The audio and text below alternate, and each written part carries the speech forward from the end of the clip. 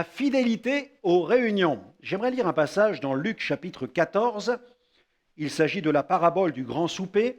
Le verset 16, Jésus partage cette parabole et il dit « Un homme donna un grand repas et il invita beaucoup de gens. » Le verset 18, « Mais tous, unanimement, se mirent à s'excuser.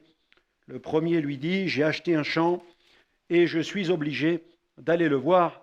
Excuse-moi, je te prie. » Dans la parabole des conviés, quelques invités cherchèrent de fausses excuses pour ne pas répondre à l'invitation au grand repas.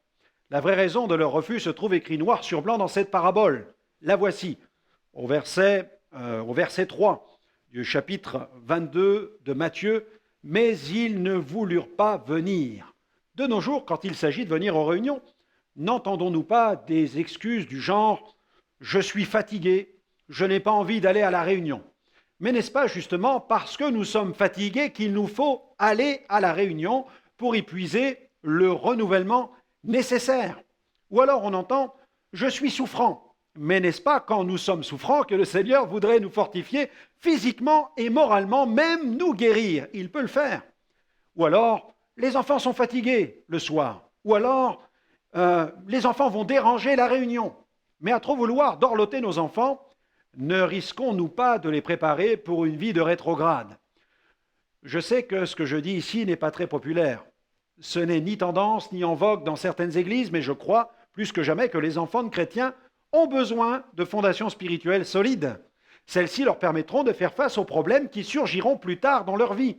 Et ces fondations s'obtiennent uniquement dans le cadre d'une vie au sein de l'église locale.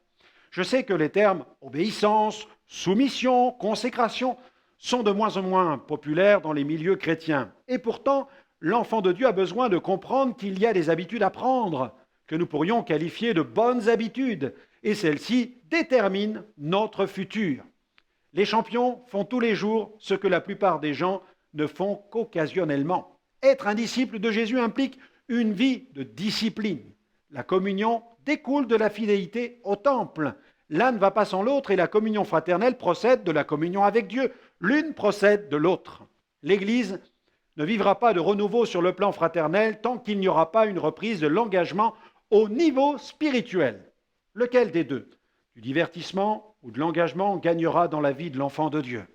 Il appartient à chacun de répondre à cette question. Mais tout cela ne sera pas sans conséquences. Soyez-en sûrs. Aussi, ne refusez plus l'invitation que le Seigneur vous donne pour chaque réunion. Une prière que j'aimerais vous recommander aujourd'hui. Aide-moi, Seigneur, à faire le bon choix et à me rendre à chaque rendez-vous que tu me fixes dans la grande assemblée.